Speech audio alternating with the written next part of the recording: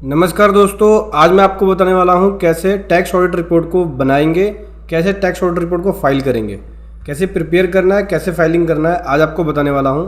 मेरे पास देख सकते हैं ये है ऑडिटेड बैलेंस शीट। ठीक है, ये प्रॉफिट एंड लॉस अकाउंट है, देन ये बैलेंस शीट है ऑडिटेड। अब इसका यूज़ करके हम टैक्स ऑडिट रिपोर्ट बनाएंगे और टैक्स ऑडिट रिपोर्ट को फाइल करेंगे। ठीक है, इसके लिए आपको गवर्नमेंट ने जो यूटिलिटी प्रोवाइड करा रखी है, इनकम टैक्स पोर्टल पर जाना होगा, डाउनलोड पर जाएंगे और डाउनलोड पर जाने के बाद यहाँ से इनकम टैक्स फॉर्म पे आ जाएंगे। यहाँ पे देख सकते हैं फॉर्म कॉमन यूटिलिटी और form 3CA 3CD, form 3CB 3CD। ठीक है, टैक्स ऑडिट रिपोर्ट इसके अंदर प्रिपेयर करते हैं। तो ये जो फॉर्म का यूटिलिटी है, डाउनलोड पे क्लिक करके, फॉर्म यूटिलिटी पे क्लिक करके इसको डाउनलोड कर लेना। ठीक है, ये यूटिलिटी डाउनलोड हो रही है। ठीक है, थोड़ा सा टाइम लेगा। जब ये यूटिलिटी डाउनलोड हो जाएगी तो देख सकते हैं मेरे पास ये यूटिलिटी ऑलरेडी डाउनलोड है। तो इसको राइट क्लिक करके इसके सेटअप पे रन एज एडमिनिस्ट्रेटर करके सेटअप को इंस्टॉल कर लेना। ठीक है, मैंने ऑलरेडी सेटअप इंस्टॉल किया हुआ है, तो मैं इसको ओपन कर लूँगा। जैसे कि देख सकते हैं ये है, तो मैं डबल क्लिक करूँगा तो ये ओपन होगा। थोड़ा सा टाइम लेगा। जब आप सेटअप इंस्टॉल कर लेंगे तो सेटअप को ओपन कर लेना।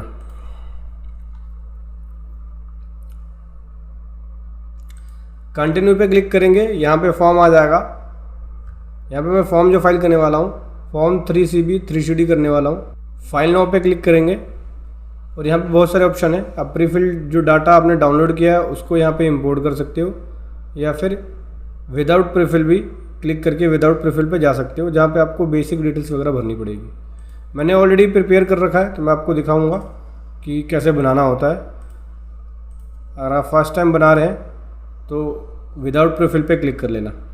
ये बेसिक डिटेल्स है, ठीक है, एसएससी की, जहाँ पे असेसमेंट ईयर, नाम, पेन नंबर, ये सब आया है। फाइल फॉर्म पे क्लिक करेंगे, देख सकते हैं audit report under section 44AB, audited under income tax act, statement of particular under section 44AB, form 3CB, form 3CD।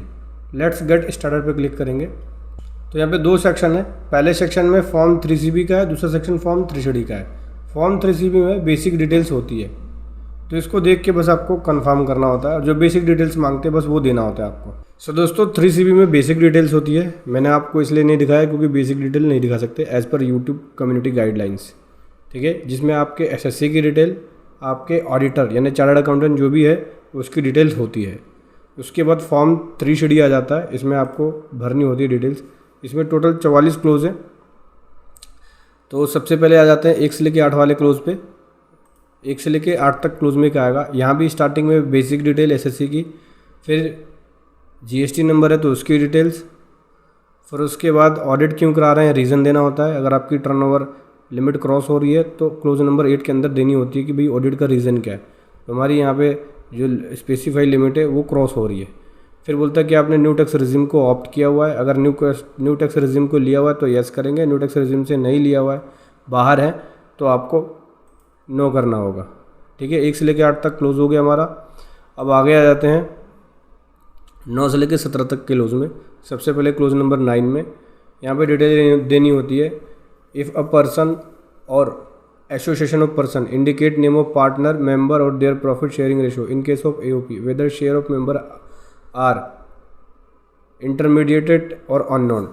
ये हमारे लिए एप्लीकेबल नहीं है। ठीक है, ये पार्टनरशिप फॉर्म है उसके लिए, या एसोसिएशन ऑफ पर्सन है उसके लिए एप्लीकेबल है। ठीक है, तो इस पर सेव करके आगे बढ़ेंगे। क्लोज नंबर 10 पे आता है नेचर ऑफ बिजनेस और प्रोफेशन। यहाँ पे आपको बिजनेस कोड देना होता है। बिजनेस का नेचर क्या है उसका आपको बिजनेस कोड यहाँ पे देना होगा। कोई चेंजेस किया है तो येस या नो करना पड़ेगा। जैसे कि मैंने बिजनेस कोड दे दिया, कोई भी चेंजेस नहीं है तो नो कर दिया। अभी सेव पे क्लिक करूँगा। क्लोज नंबर 11 पे आता हूँ। क्लोज नंबर 11 के अंदर पूछता है कि क्या आपने सेक्शन 44AA के अकॉर्डिंग बुक्स ऑफ अकाउंट्स को मेंटेन किया है। हाँ जी, मेंटेन किया है। अगर आप ऑडिट करा रहे हैं तो आपको बुक्स ऑफ अकाउंट मेंटेन करना ज़रूरी होता है। तो हमने बुक्स ऑफ अकाउंट मेंटेन किया और उसके बाद ऑडिट करा रहे हैं तो यस करना होगा। फिर उसके बाद आपको बुक्स की डिटेल्स देनी पड़ेगी, कौन कौन से बुक्स मेंटेन किया, जैसे bank book, cash book, journal, ledger, purchase register. ठीक है, इस प्रकार से जो तमाम बुक्स है उसकी डिटेल सेकंड पेज पे देख सकते हैं। Cell register, stock register, balance sheet, profit and loss account. फिर यहाँ पे जो लिस्ट ऑफ जो बुक्स दिया आपने ऊपर, उसकी डिटेल देनी होती है कि ये बुक्स रखी हुई कहाँ हैं, उसका एड्रेस, ठीक है। जो भी आपने बुक्स मेंटेन किया है उसका एड्रेस देना होगा कि ये बुक्स कहाँ पे मेंटेन है, कौन से एड्रेस पे मेंटेन है, उसका एड्रेस यहाँ पे जाता है। देन उसके बाद बोलते हैं कौन कौन से बुक्स की एग्जामिनेशन की गई है, जो ऊपर मेंटेन है उनमें से कौन कौन सी बुक्स की गई हैं। तो जितनी भी बुक्स मेंटेन है उन सबका एग्जामिनेशन किया गया है, ठीक है। जैसे sale register, bank book, cash book, balance sheet, journal, ledger, purchase register, इन सभी का। सेव पे क्लिक कर दिया। क्लोज नंबर 12 पे आते हैं। क्लोज नंबर 12 में बोलता है कि whether the profit and loss account includes any profit and gain accessible on presumptive basis indicate that amount relevant under section 44AD, 44ADA, 44AE। First schedule कह रहा है कि जो आपने प्रॉफिट एंड लॉस अकाउंट दिखाया है, क्या उसके अंदर profit and loss presumptive taxation scheme से तो नहीं है? नहीं, हमने 44AD या 44ADA या 44AE या 44AF के अकॉर्डिंग नहीं दिखाया कुछ भी ऐसा, तो इसलिए नो कर दिया। सेव पे क्लिक किया। अब क्लोज नंबर 13-14 पे आते हैं। क्लोज नंबर 13 में बोलता है कि अकाउंटिंग का मेथड क्या है, तो मर्चेंटाइल सिस्टम, मर्चेंटाइल किया है। बोलता है क्या आपने मेथड में चेंज किया? नहीं, नो। बोलता है कि क्या आपने कोई एडजस्टमेंट किया है प्रॉफिट एंड लॉस के अंदर अंडर सेक्शन 145 सबसेक्शन 2 के अकॉर्डिंग? नहीं, no. Disclosure of as per the ICDC, ICDC का जो डिस्क्लोजर है उसकी डिटेल आप यहाँ पे दे सकते हैं, ठीक है। ऐड डिटेल्स पे जाके आप उसकी डिटेल्स को दे सकते हैं। Method of stock valuation, stock का जो मेथड है उसकी वैल्यूएशन की डिटेल देंगे। यहाँ सेलेक्ट कर सकते हैं मेरा कॉस्ट है मेथड स्टॉक का, और कोई भी चेंजेस नहीं है। सेव पे क्लिक कर दिया। क्लोज नंबर 15 पे आते हैं। क्लोज नंबर 15 पे आपको अगर कोई एसेट्स की डिटेल है, कैपिटल एसेट्स की, जो स्टॉक इन ट्रेड में कन्वर्ट हुआ है, तो उसकी डिटेल देंगे। इस तरह की डिटेल नहीं है कोई हमारी। क्लोज नंबर 15 ओके कर लिया। क्लोज नंबर 16 पे आ जाते हैं। यहाँ पे कोई भी अमाउंट, अब आपको यहाँ पे डिटेल देनी पड़ेगी अमाउंट की जो क्रेडिट नहीं है प्रॉफिट एंड लॉस अकाउंट के अंदर, ठीक है। जो सेक्शन 28 के अकॉर्डिंग है, एस्केलेशन क्लेम है, accepting during the previous year, any other income है, या कोई कैपिटल एसेट्स है, तो इस तरह की इनकम भी नहीं है हमारी। क्लोज नंबर 17 पे आते हैं। देखो दोस्तों, क्लोज नंबर 17 में जो देना होता है एज पर सेक्शन 43C है या 50C के अकॉर्डिंग, कोई भी एसेट्स, बिल्डिंग या दोनों ट्रांसफर हुए during the previous year, less consideration के लिए जो एडेप्टेड वैल्यू है या असेस्ड वैल्यू है उसका किसी अथॉरिटी के द्वारा, स्टेट गवर्नमेंट की, तो नहीं, इस तरह का कुछ भी नहीं है हमारा। सेव पे क्लिक करेंगे। उसके बाद आ जाते हैं 18 पे। 18 से लेकर 27 तक क्लोज है ये। 18 क्लोज में क्या देना होता है? 18वें क्लोज में, तो 18वें क्लोज में डेप्रिसिएशन की डिटेल देनी होती है। अलाउेबल डेप्रिसिएशन जो है उसकी डिटेल देनी होगी, ठीक है। इसमें WDV के अकॉर्डिंग देनी होती है। इसके लिए आपको एक डेप्रिसिएशन चार्ट बनाना होगा। जैसा कि देख सकते हैं ये हमने डेप्रिसिएशन चार्ट बनाया हुआ है, तो यहाँ से डिटेल देनी होती है। आपको भरने से पहले एक डेप्रिसिएशन चार्ट बना लेना होगा। उसमें डिटेल देनी पड़ेगी कि ओपनिंग WDV कितनी थी, एडिशन कितना हुआ, ठीक है, और कितना डैप लगा। तो यहाँ पे मैंने सारा दे दिया, इतने इसके हिसाब से डेप्रिसिएशन बना है। सेव वाले बटन पे क्लिक करेंगे। अगला जाएगा close number 19, statement of particular of relevant close. Under section add पे क्लिक करेंगे तो सेक्शंस की डिटेल्स आएगी। क्लोज नंबर 19 हमारा नहीं है, तो सेव वाले बटन पे क्लिक करेंगे। क्लोज नंबर 20 पे आते हैं। कोई भी समय एम्प्लॉय को पे किया है कमीशन के रूप में, ठीक है, सर्विस के रूप में, जो उसने सर्विस रेंडर किया है एज ए बोनस के रूप में, या फिर पेबल है उसे प्रॉफिट के रूप में एज ए डिविडेंड या कोई अदर प्रॉफिट, तो उसकी डिटेल देनी होगी। कोई भी कंट्रीब्यूशन रिसीव किया है एम्प्लॉय से अलग अलग फंड्स का, सेक्शन 36 सबसेक्शन 1, उसके अकॉर्डिंग यहाँ पे डिटेल देनी होगी। सेव वाले बटन पे क्लिक करेंगे। क्लोज नंबर 21 पे आ जाते हैं। यहाँ पे आपको डिटेल फर्निश करनी होती है अमाउंट जो प्रॉफिट एंड लॉस अकाउंट के अंदर डेबिट हुआ है, जो कि कैपिटल नेचर, पर्सनल नेचर या एडवर्टाइजमेंट एक्सपेंडिचर नेचर का है, उसकी डिटेल देनी पड़ेगी। कैपिटल नेचर, पर्सनल नेचर या इस तरह से रिलेटेड कोई है तो उसकी डिटेल आप यहाँ पे दे सकते हैं। कोई इनएडमिसिबल अमाउंट है 40A के अकॉर्डिंग, वो दे सकते हैं। Detail of payment which tax is not deducted, जिस पर टैक्स डिडक्ट नहीं हुआ उसकी डिटेल आपको यहाँ देनी होगी। कोई वेल्थ टैक्स है, कोई रॉयल्टी लाइसेंस फी है, इस तरह की डिटेल। कोई पेमेंट टू PF है या अदर फंड का है, कोई डिसअलाउड है, तो उसकी डिटेल यहाँ पे आपकी जाएगी, ठीक है। मेरी इस तरह की कोई डिटेल नहीं है, मैं इसको सेव करूँगा। क्लोज नंबर 22 की बात करें तो अमाउंट ऑफ इंटरेस्ट जो एमएसएमई को इंटरेस्ट दिया है अमाउंट का इनएडमिसिबल है उसकी डिटेल, या कोई अमाउंट यहाँ पे सेक्शन 43BH आ गया जो एमएसएमई की 45 दिन के अंदर पेमेंट होती है। तो ऐसा अमाउंट अगर 45 दिन में पेमेंट नहीं हुई है, ठीक है, ऐसा अमाउंट कोई डिसअलाउ है तो उसकी डिटेल आपको यहाँ पे देनी पड़ेगी, ठीक है, अगर 43BH के अकॉर्डिंग टाइमली पेमेंट नहीं हुई है तो। सेव वाले बटन पे क्लिक करेंगे। अगला आ जाते हैं क्लोज नंबर 23 के अंदर, particular of payment made to specify person. यहाँ पे अगर स्पेसिफाई पर्सन को section 40A sub section 2 clause B के अकॉर्डिंग कोई पेमेंट की गई है तो उसकी डिटेल देनी होगी। यहाँ इस तरह का इस तरह की डिटेल भी हमारी नहीं है। क्लोज नंबर 24 पे आते हैं, कोई amount deem to be profit है, प्रॉफिट या गेन का पार्ट है, सेक्शन 32AC के अकॉर्डिंग, 32AD के अकॉर्डिंग, या 33AB या 33AC या 33ABA के अकॉर्डिंग, इस तरह की डिटेल भी नहीं है हमारी। सेव पे क्लिक करेंगे। आगे आते हैं क्लोज नंबर 25 पे, कोई भी अमाउंट प्रॉफिट का चार्जेबल है टैक्स के लिए अंडर सेक्शन 41 के अकॉर्डिंग, तो इस तरह की भी डिटेल नहीं है हमारी कोई। अगला जाते हैं क्लोज नंबर 26 पे। यहाँ पे आपको डिटेल देनी होती है इन रिस्पेक्ट ऑफ कोई भी फंड, कोई भी सम जो कि 43B के अकॉर्डिंग डिफाइंड है, उसका close A B C D E F और G के अकॉर्डिंग, जो अलाउ नहीं है, नोट पेड है, उसकी डिटेल आपको यहाँ पे देनी पड़ेगी। तो इस तरह की डिटेल भी हमारी नहीं है। आगे बढ़ते हैं क्लोज नंबर 27 की तरफ। क्लोज नंबर 27 में आपको यहाँ पे देना होता है, ये जो है वो वैट से रिलेटेड है, ठीक है, वैट से रिलेटेड अमाउंट यहाँ पे देना है। प्रॉपर GST का नहीं है ये कि GST का ITC देना है, वैट क्रेडिट का बोल रहा है। वैट या ITC का क्रेडिट कोई है तो उसकी डिटेल यहाँ पे जाएगी। इसको सेव करके कंटिन्यू कर सकते हैं।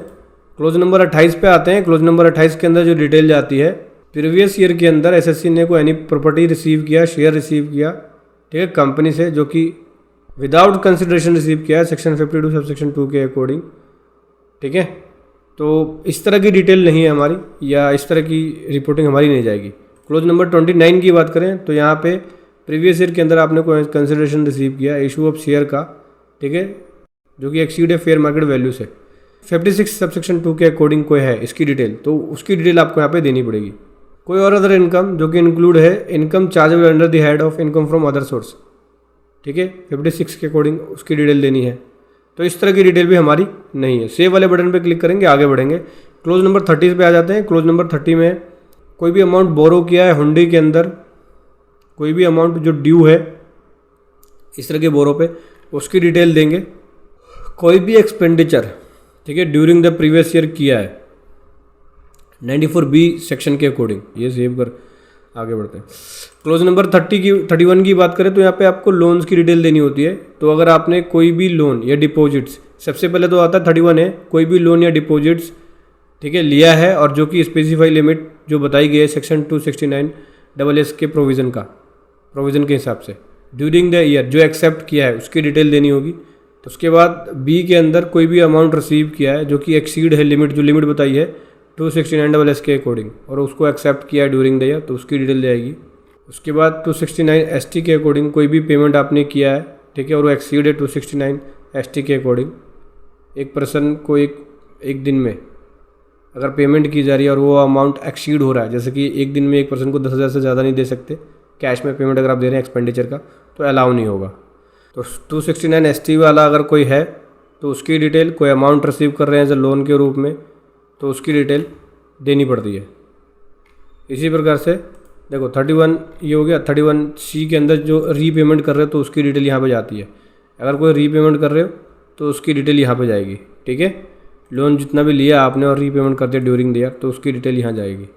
उसके बाद 32 के अंदर बात करें तो कोई ब्रॉड फॉरवर्ड लॉसेस है और डेप्रिसिएशन अलाउंस है तो उसकी डिटेल आपको यहाँ पे देनी पड़ती है। 32 के बाद आ जाते हैं क्लोज नंबर 33 से लेके 44 तक।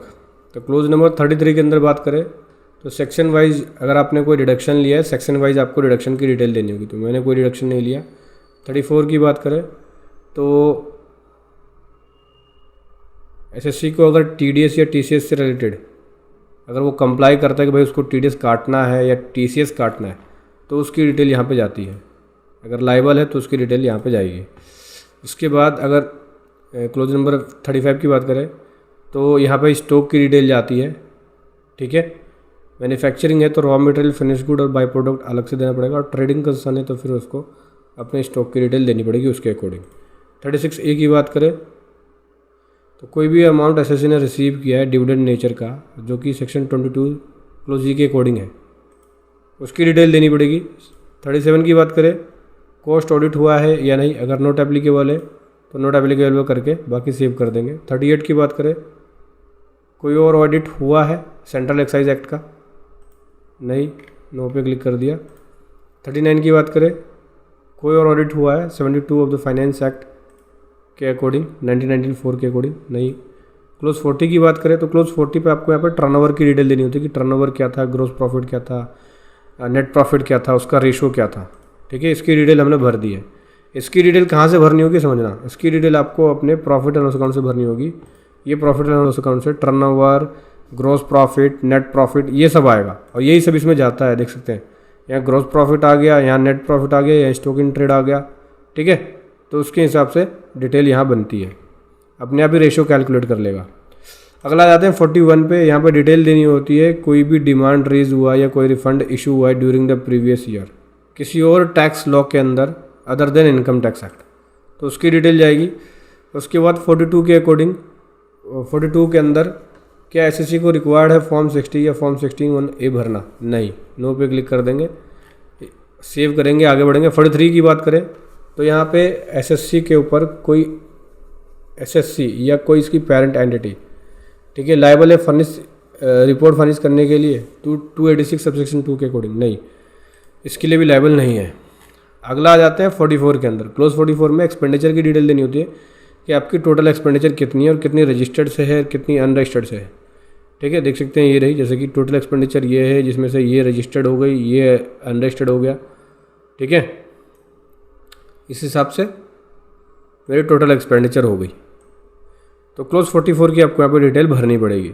इसके लिए क्लोज 44 बनाना पड़ेगा आपको कि ताकि आप रिपोर्ट जो है वो अच्छे से कर सकें। क्लोज 44 बनाना है तो मेरे पास देखो ये फॉर्मेट है, वीडियो के डिस्क्रिप्शन में भी लिंक डाल दूंगा, वहाँ से जाके आप ऐसे एक्सेल में बना सकते हैं।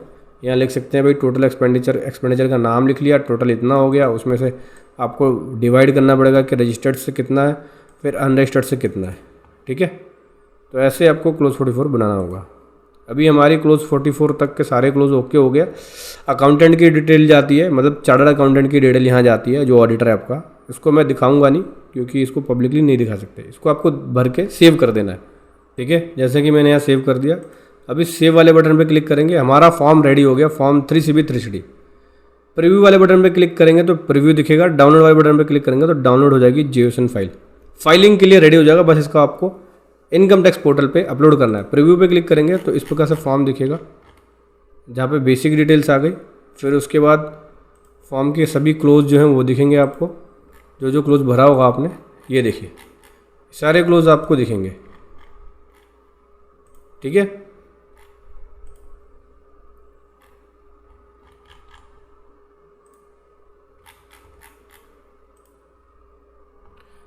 डाउनलोड JSON फाइल पे क्लिक कर लेंगे तो जो भी लोकेशन आपने सेव किया उस लोकेशन में JSON फाइल जाके सेव हो जाएगी। आपको कुछ नहीं करना, इनकम टैक्स पोर्टल पे आना है, लॉगिन पे आना है और ये फॉर्म अपलोड करना है। तो दोस्तों वीडियो कैसी लगी ज़रूर बताएं। Thank you so much. जय हिंद, वंदे मातरम।